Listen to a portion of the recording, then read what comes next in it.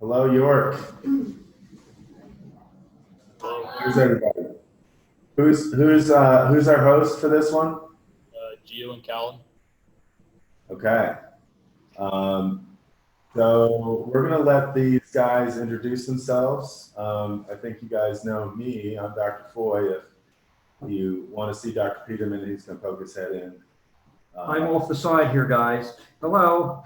But this is gonna focus on our students that are here, and we're gonna let them give you a quick introduction of who they are, and then we'll go back and talk a little bit more in depth about what they're doing here. Okay, so take it away.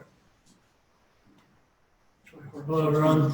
My name is Christian. I'm a senior in chemical engineering at Washington State University. This is my first time attending the conference and parties. And here I've been sort of following negative emissions technologies and how governments are trying to implement them. Negative emissions simply means that you're taking more greenhouse gases out of the atmosphere than you are emitting. And so I'm looking at ways that countries are beginning to develop and implement those technologies.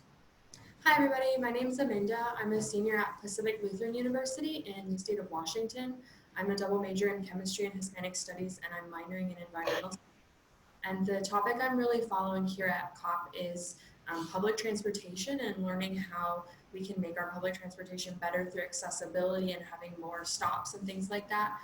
Because we all know that if everyone's driving their own car, there's a lot of carbon emissions associated with not just the process of making cars and having oil ready for us to buy, but obviously combusting the oil in our engines is a really carbon emitted process. So learning how we can be better about that. Hello, I'm Baxter. I study chemistry and communication at Angelo State University.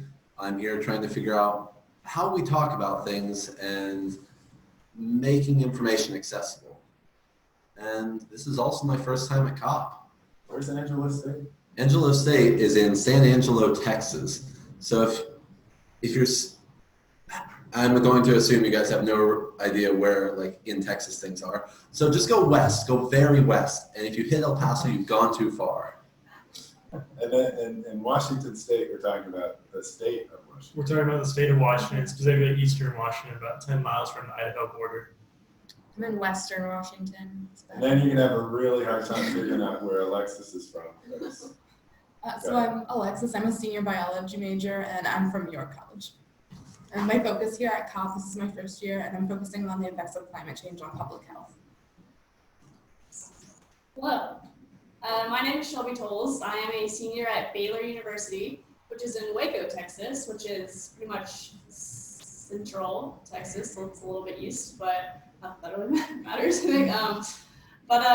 Yeah, so this is actually my second COP. I went to COP24 in Katowice, Poland, which it was a really, really cool experience, and I just was so invested in, how these conversations and just everyone comes together to discuss how they can make the climate better and how they can make the earth a better place. And I just was so invested in it that I decided to come back for a second year. And Can I start off with a question?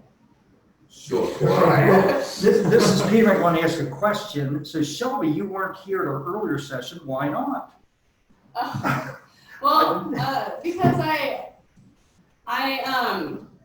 was invited to a session where the Japanese Minister of Environment gave a smaller kind of private talk about the Japanese initiative, where they are, they have a vision for 2050 to completely get rid of all plastic on land and their coastal, just around the marines. And so they're starting to tax everybody just for having plastic at all. And it was a very complicated process that he describes, but it was pretty cool. So like initially they're just starting to just clean up all the plastic. They're just trying to wipe Japan from every single, just from all the plastic that is in Japan. So it was really, really cool to, be able to be invited to that. And it was a really, really interesting talk. So I really enjoyed it. Thank you. I wanted to know why. Okay, so you guys are going to tell us a little bit about the things that you've been involved in the last couple of days. You've had more time than the rest, so. Yeah, so this is my 5th day at COP, and the first couple days I was just kind of going around to country pavilions, and a pavilion is simply a government-sponsored booth. So Spain has their own booth, Indonesia has their own booth, Chile has their own booth, etc. The United States does not have a booth here, but they do have a non-governmental organization called the U.S. Climate Action Center, who has set up their own booth, and they have a theme called "We Are Still in It." So I've been attending some of their events, and in that "We Are Still in It" theme refers to the Paris Agreement, and so that's just they've held several talks there, with like different panels. So they had farmers are still in it, business leaders are still in it, CEOs are still in it, policymakers are still in it. And one of the common themes that I found is that there is agreement on both sides of the aisle, whether you're Democrat or Republican, that investing in renewable technology is a long-term, it will have a huge long-term on your investment compared to investing in non-renewable fossil fuels. And so even if these people may not disagree or may disagree with some of the science that is involved with climate change, they can't disagree with the investment opportunity for them. And so it creates this unique bipartisan coalition that brings together both the business side and environmentalist side of climate change. And so in addition to that, I've also been going to some negotiations, particularly on Article 6 of the Paris Agreement. When I first attended, on my first day, I went to a negotiation and I was completely lost. It's basically a bunch of countries, representatives sitting in one giant room, and there's a facilitator at the front of the room, and he basically calls on each country to speak. Countries can buzz in if they want to speak, and then countries say, we don't like how this is framed, or we don't like this specific word here, or there's a typo here, and they basically go word by word throughout whatever document they're criticizing. And it was really confusing because I did not have access to that document. So they were criticizing something that I couldn't see. So it was kind of like walking into a conversation with no context. And so I came away from that just sort of really confused and frustrated with the whole negotiation process. So I asked for some advice from another member of our group here who was here in week 1 and was following the negotiations. And he led me to a webpage from the UNFCCC. And basically, there was a bunch of draft text there, and I was able to pull up the document and follow along what was going on throughout the process. So yesterday I spent about 3 hours in Article 6 negotiations, and a little background on Article 6. It is basically a way that countries can meet their nationally determined commitments, or NDCs, in the Paris Agreement, while maintaining, they basically can trade their emissions. And so if they set an equivalency of CO2, let's say they have 50 tons of CO2 equivalents that they can release per year, they go over by 5, they can trade with another country who has 5 to give, so that each sort of equivalent, they reach the same equivalency and they meet their NDC. So it's a little complicated, and there's a lot, it's kind of controversial because people think that if you set that number, you should meet that number. There shouldn't be any room to go over or trade to go under. But that's been a hot topic here at the conference, as on my first day, 2/3 of one of the rooms I was in was following this article. So I naturally became interested in it. And yeah, that's pretty much what I've been following. I'll let everyone else share what they've been following as well. So this is actually my second day at the COP, and so I haven't had as much experience yet as Cristian has, but I've been not as interested in following some of the negotiations and more focused on the side events and country pavilions. So each country has almost like a little tent house, kind of, I don't know how you would, it depends on the country, but there's kind of small home-like structures, I guess, that each country has. And sometimes side events will be hosted there, so they'll have a panel of speakers, and there's a question and answer session at the end. There's also an area where there's just large rooms for events to happen, and those are a lot more fun, the side events are, because it's really a lot more interactive, whereas in a negotiation, I'm sitting there with a document trying to follow along, listen to people criticizing word choice and diction. But in the side events, it's a panel of speakers, usually lower profile, but with a lot of really interesting experience and things to say about more specific topics. and they're more focused on plastics, or how do we include investors in renewable energy. And so they have a lot more community participation in that sense, because you have individuals who are government officials, but also business leaders and community organizers coming in and speaking. And we as an audience get to interact with the panelists through a question and answer session at the end. The panels I've been really excited to have attended were the first one this morning actually was about how the financial and business sector can support climate technology and investment. And so organizations like the European Investment Bank are increasing by a really big percentage the amount of money they're investing in climate technology and green enterprises. And so that's really important because scientists or other people might have really great ideas, but if you don't have the monetary backing to be able to pursue that, then we're not able to implement those strategies. I also really enjoyed a panel I went to yesterday that talked about, it was Canada, US, and Mexico. And so talking about subnational strategies that those three countries can pursue together to help reach those nationally determined commitments that Cristian was talking about. And part of the panel that really struck out to me was the difference in, neighborhood and city planning. And so in the US, most of our residential districts where you have homes and apartments and things like that, and commercial districts where you would find stores and malls are really separate. And so it's really difficult to walk to places. And so everyone usually drives, right? But if we see in other cities around the world, the kind of mixing of those districts. And so there's a lot more accessibility and a lot less need for vehicles in general. And so that was really interesting to think kind of from an urban planning perspective, how we can change our, trends and habits of city design in the US. Nice. So I've been going through and hitting up in a pretty eclectic selection of different events and panels, because I'm more interested in how we communicate things rather than the information itself. So I'm the one going around, I have this little microphone, try to get some good audio snippets, talk to people. No one wants to talk to me. You get used to it after a while. But I've gone to Al Gore, I've gone to a bunch of the little pavilion panels. If those of you here, I would highly recommend Italy. Italy has had some great panels, including one on getting businesses involved and accountable through different metrics. And they even had one of the main people from IKEA there That's pretty cool. to just talk about what they were doing. Dude, Sweden is representing. They have a lot of cool stuff going on with regards to climate change. Yeah, so I've kind of taken the meta route and gone to a whole bunch of them, and I'm trying to figure out what's lurking beneath the surface and how can I talk about that. So I think my focus and what I found most interesting so far is kind of a combination of what Baxter and Amanda said, and visiting the different country pavilions and seeing kind of the motives that each country and their culture brings to why climate change is important.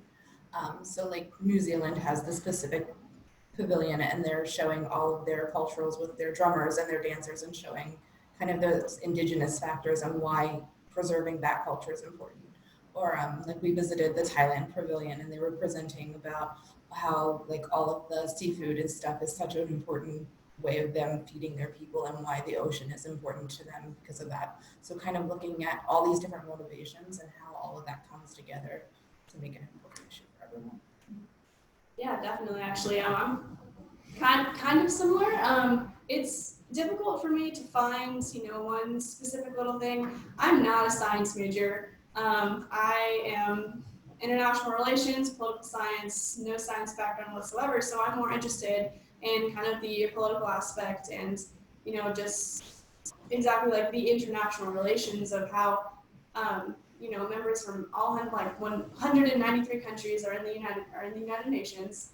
I love how everyone can come together once a year to just discuss the issues at hand and discuss, what is wrong, how can we fix it, and then what can we do to, take the initiative to start fixing these problems.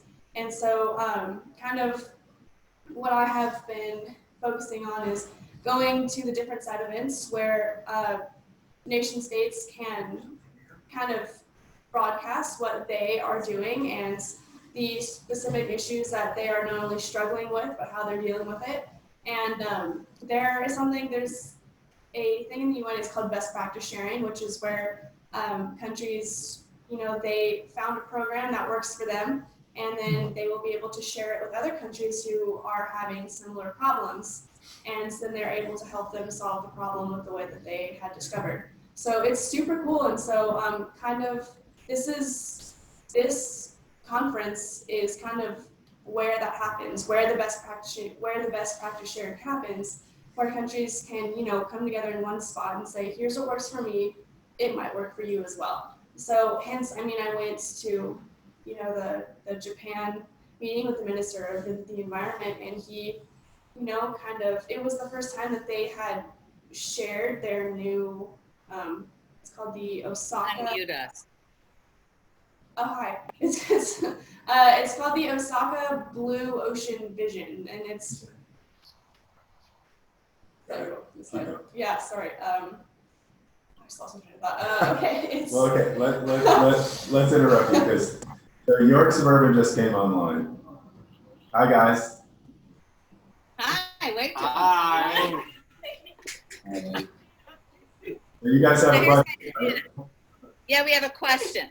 Hi, my name is Melody, and I was wondering, was it interesting to hear what the world leaders at the UN had to say about climate change?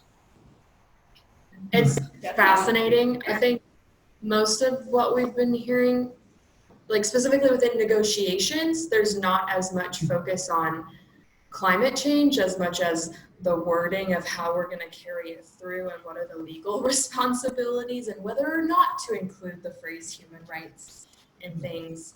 But in panels that are in kind of smaller events, there is a lot more opportunity to hear how leaders feel about it. And it's been pretty encouraging and positive to hear people sounding really committed to reaching the goals that we want to reach. Definitely. Awesome. Yeah, good question. Thank you.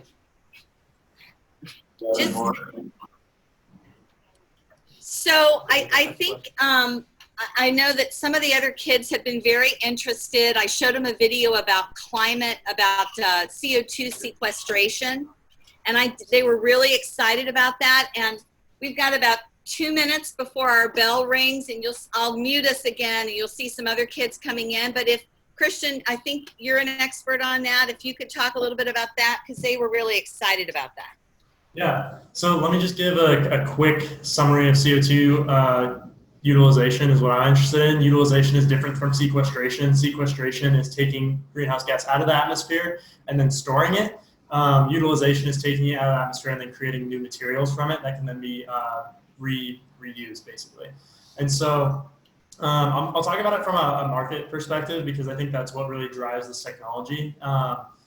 There's about 178 different companies around the world that do CO2 utilization in one form or another.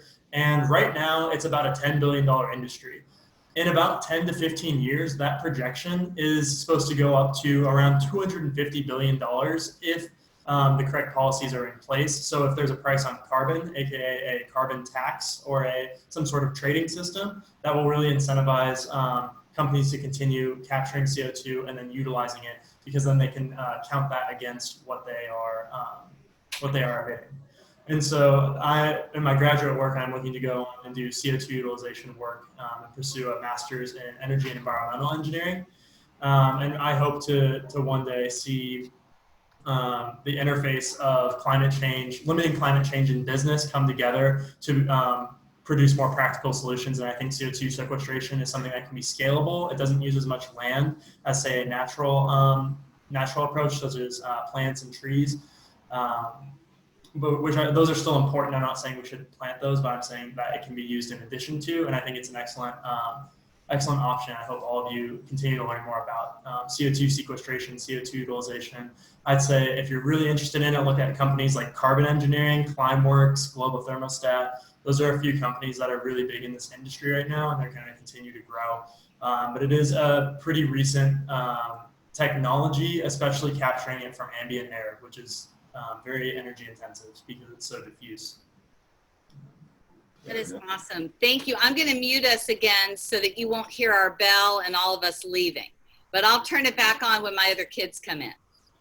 Thank you. Yeah. You guys can say Bye. bye. Bye. Bye, Young Wolf. Bye.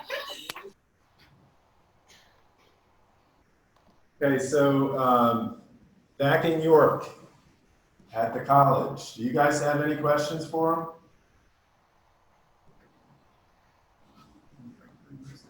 So you're not in front of the camera right now? Say that again. Do you guys think that any countries in particular had any like really good ideas about how to lower carbon emissions? Any particular programs that caught your eye or any initiatives that they might be starting? Yeah, the U.S. actually has this really interesting, I don't know if it's just the U.S., it's kind of like a global CEO thing, but all these CEOs are signing under this statement that are saying we are still in it. So one of the CEOs was of the Dow Chemical Company. He was a former CEO, but he signed this agreement to stay in, and he was actually appointed by President Trump. I think he's in charge of manufacturing for the U.S. government, so he has a pretty influential. Yeah, he's on the Manufacturing Council, so he has a pretty influential role within the United States government. And for him to go out and make a stand and say Dow Chemical is going to stay with the Paris Agreement and continue to reduce carbon emissions. This statement basically accounts for 42% of the emissions in the United States and is responsible for about $7.5 trillion of our GDP. And so it's a pretty substantial statement from the private sector in opposition to the government's stance on climate change. So what I've noticed is that it's not, a lot of the action is coming from the private and local level. It's not, while the federal level can set goals, like the UK has a goal to achieve net zero by 2050. It's really the private sector that is driving those and that ambition and those goals. And I think it's really what I've heard reiterated is the job of the government to support that, because that gap between private and government is increasing. And if the government continues to limit that growth, it could be very detrimental to where we want to be in the future. Well, and to add to that, like the entire panel I went to this morning was about how the private sector can be involved. And a lot of companies are looking into ways they can have more sustainable packaging. They can limit their transportation emissions and limit their carbon footprint through their production processes as well. There's a coal company or a steel company in Sweden that, steel is made from coal and iron, and they're figuring out how to not use coal at all. And so imagine just limiting the production of coal in such a large industrial scale like that has a really big impact. Yeah, also, there's this group called Second Nature. They're a non-governmental organization who is holding universities accountable for their carbon emissions. And so they're pushing for more universities to pledge net zero carbon emissions by a specific date. And it's basically this framework where universities can sign up, and then Second Nature can meet with them and lay out different goals that they have for the university. And it also gives them access to a network that the universities can take advantage of to limit their emissions. So I'm not sure how familiar you guys are with the emissions of your own university at your college, but it could be something interesting to get in contact with someone from Second Nature and begin that conversation at your own university. Do you guys know if your college is signed on to that? We haven't. We have like environmental policies in our like mission statement, but the college hasn't really done anything towards those except for like temporarily adding recyclable cups to cafeterias. Okay. Cool. Yeah. All right, well, thank you. Yeah, no worries. Do you guys have any questions for us?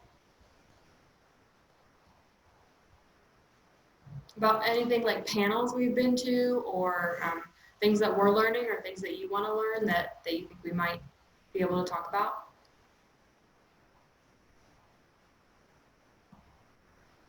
How about the suburban crew? You guys have anything? Still muted. Are you still muted? They're still muted. Yeah, they're still Oh, they're just getting settled. muted. Yeah, they're still, Okay. still coming in. We have one. Go for it. Have you talked to student groups?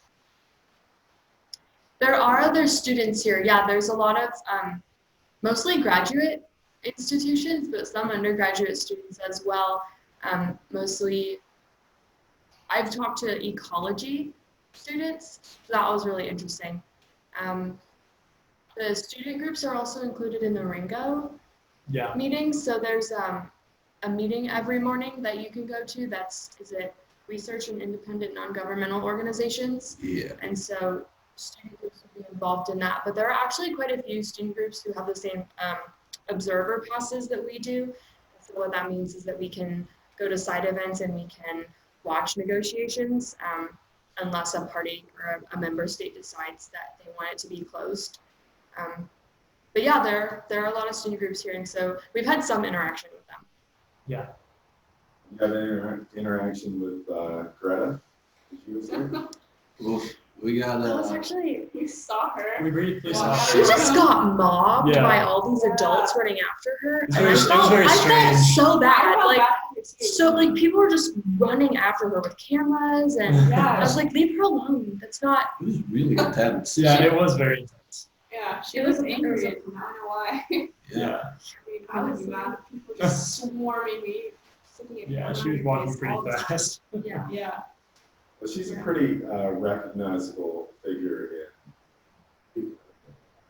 Sure. Do you guys know who we're talking about? Greta Thunberg? Do you still have a question? Have there been any protests? All right. Can you hear us? Yes. Yeah. Okay, awesome. All right, so go ahead. All right, hello. Wait, hold on. I have a question. Hold on. Dr. Yeah. Halligan, can we come back to you? That's fine. Okay, thanks. Go ahead, Suburban. My name's Aiden. I'm from York Suburban. I was wondering, which country do you think has the most impressive advancements in preventing climate change from further advancing? Sweden has a Sweden. lot Sweden. going on. Sweden has a Sweden is number one on the yeah. everything in terms of seed, solar, and no plastic. They have really good public transportation. The steel company in Sweden is figuring out how to make steel without coal. They had a panel with IKEA, Yeah. right? They were talking about how to limit carbon footprint. They're home to the first climate positive company, which means their whole process from beginning to end is positive, which basically means carbon negative. So they take more CO2 out of the atmosphere than they emit. And there's only 2 companies in the world currently, according to their director of sustainability, but more companies have signed on pledging to be climate positive by a specific date. I personally hadn't heard the term climate positive before, so it was pretty interesting just learning about that. Yeah, last year at COP24 even, they had a segment, I think it was they literally had a side event that was labeled how to be more like Sweden. Just because, I mean, They're good at what they do and they know it. yeah, like they're Yeah, pretty yeah. advanced in the climate. So they're trying to help other people. I think another really good one is Japan. Yeah, Japan's getting up there too. At their little pavilion, they had a whole bunch of their new technological innovations to make more efficient usage of things like hydrogen gas and other renewable fuel sources. And I thought that was really neat. Like they had scale models that would show you how it worked. Yeah. And they're getting rid of plastic by 2050. Yeah. So that's pretty cool. That's really Mhm. Thank you. That was awesome. You guys are so impressive. So we're going off now. We'll just say goodbye. Bye. Say goodbye. And thank you so much. And we'll see you guys at 2 o'clock. Okay, sounds good. Bye. Thank you. Bye. Back to the college. Question. Dr. Halligan, I know you had one. Yes. Have you observed any riots or protests or demonstrations? Yes. There have been a few small ones. Mhm. nothing major, but I know that there was a climate protest group that came up from Barcelona. I know this because I actually had some friends who were a part of it, but it was just a peaceful protest, but they started that big one the one that you were a part of is the one that they had started. And it was essentially the goal for these protests is they're not protesting the conference, they are just trying to raise awareness and put pressures on the major political powers who are making the big decisions. And they're trying to pressure them to actually make the decisions to make the changes for the greater good.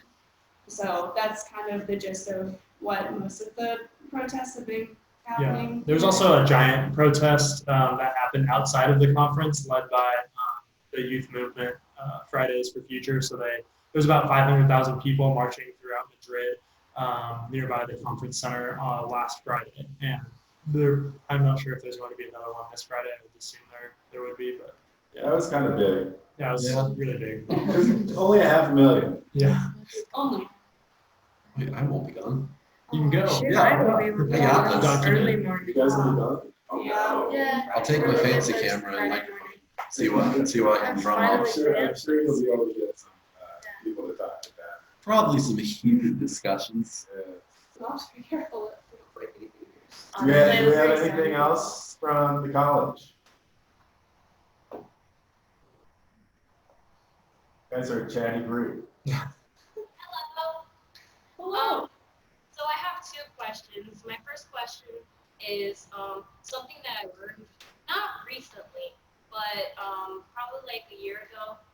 I found out that not all the things that we put into recycling are actually recycled, such as like if something's dirty, let's say like if you had a cake and it came in a plastic case and then you sent to the recycling, they don't actually recycle it.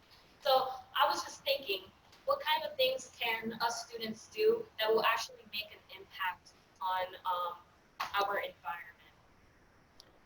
So to answer the first part about recycling, I do know that if things aren't clean when they're in the recycling, sometimes that can affect the machinery. And so as sad as it is, if there's a container with some things that still have food in it or something like that, sometimes that whole container then gets put in the trash because the workers don't have time to sort out all of those things. So it is really important to make sure that things you put in the recycling are clean, and it's important to make sure that things you put in the recycling are actually recyclable.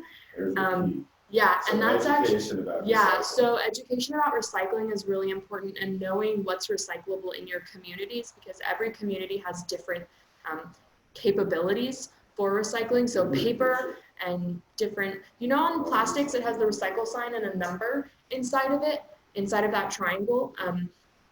Different communities recycle different numbers. And so those plastics aren't always recyclable in your community.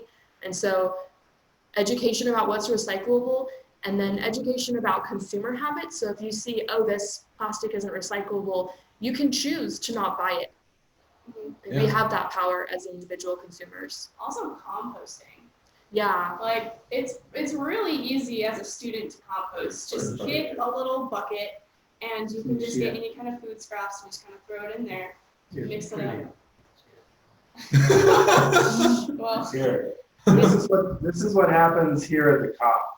So, education can be as easy as labeling the containers with pictures and proper things that can be recycled. Because we didn't have any problem here, right? Yeah. So at home, you got to know what your municipality does. That's a real pain. But here you get this picture that says, recycle this in this box. This and this. Even having that on, like recycle bins at your university, is super helpful. And having recycle bins at your university is very helpful. Yeah. Yes. So one other thing, or a couple other things you can do that'll even save you some money along the way is, if you can, walk to class. That way, driving around. Yeah. Ride a bike if you fancy doing that.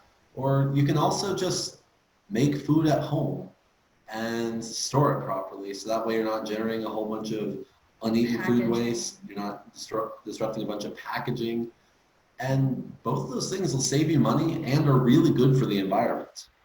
Also, for all of you guys who like granola bars and things like that, there are programs that will accept like chip bags and granola bar wrappers and can recycle them. I don't know the names of them, but that would be something to look up. We actually have a box at my university where we can put in chip bags and recycle bags and things like that, or granola bars wrappers, and we ship it to a company and they're able to repurpose that material. So looking into things like that is also, I think, a good way to reuse materials and do that.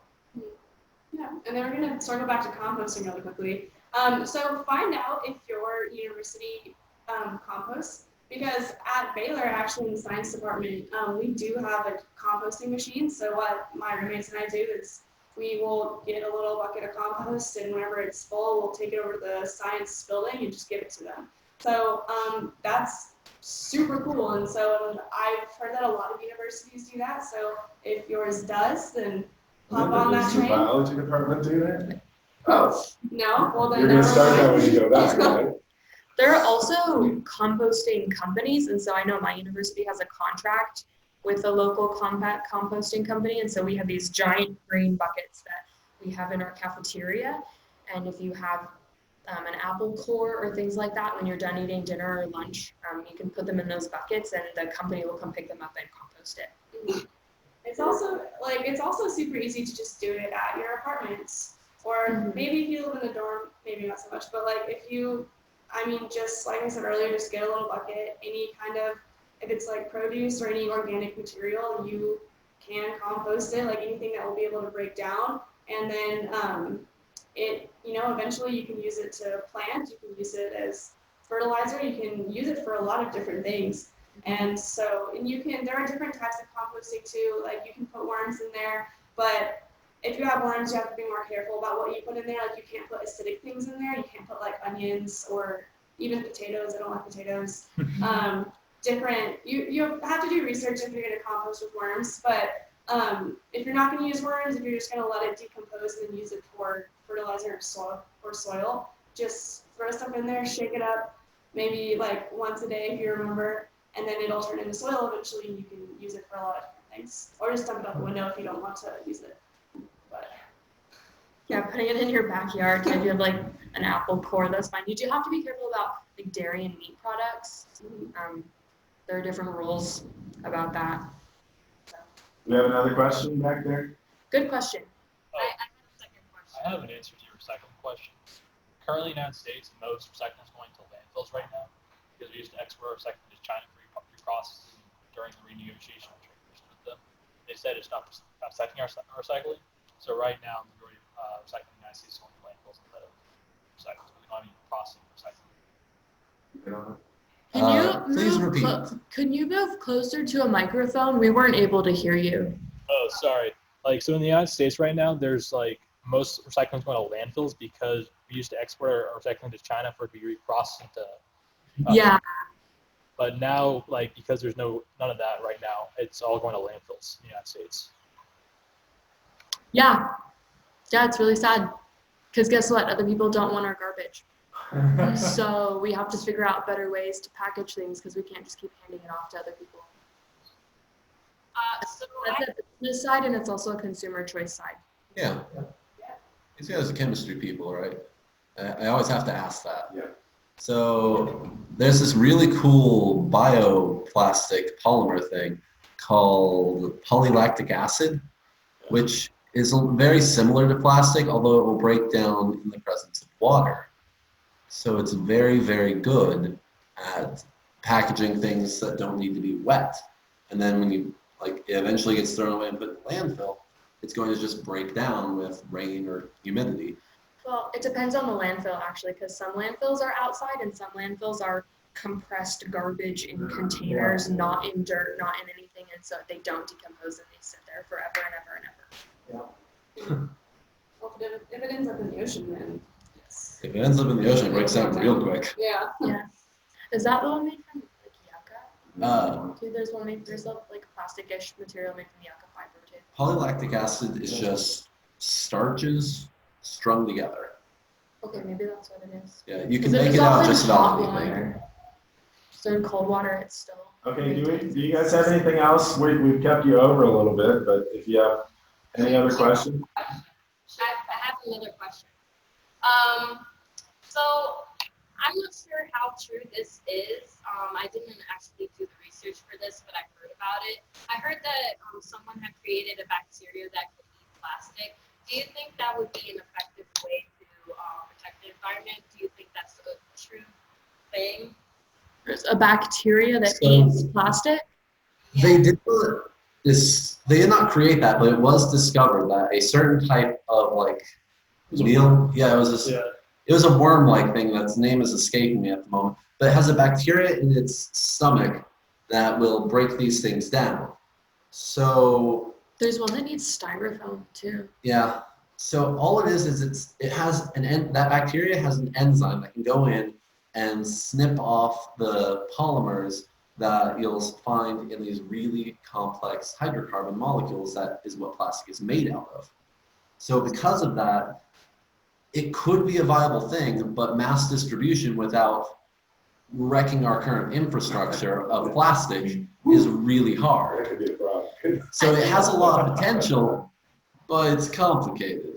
I think it also depends on the context. Like if you're collecting plastic and then having these, is it worms? Yeah. Break it down, that's one thing. But if then you're like dumping a bunch of worms into the environment, that could be harmful if they become an invasive species or things like that. So there's a lot of different factors to consider in the implementation. Yes, it does actually exist. That's it. I did not know that. Yeah. I did watch a video. There's one that eats styrofoam. And I was like, It's the same concept. I was like, but styrofoam is still a carcinogen. Yeah. All right, well, thank you very much for all your questions. And if you have anything else that you want to add, these guys have a website. What's it called? So We have we have Yes. a lot of ways you can reach us. We have a website, Students on Climate Change. our Instagram is Climate Conversations. Yeah, climate.conversations. Our Twitter is climate_convos. Our Facebook is climate convos. And we have a YouTube channel where we're uploading some daily things that is ACS COP Student Ambassadors. It's a mouthful. We should have the same name on it. ACS Top Student. We're That's working too on it. much. We're working on bringing all the names into the same vein. Same name. That would be a good idea. All right, well, thanks, guys. Don't forget to sign in to the appropriate list. Thank you, guys. All right.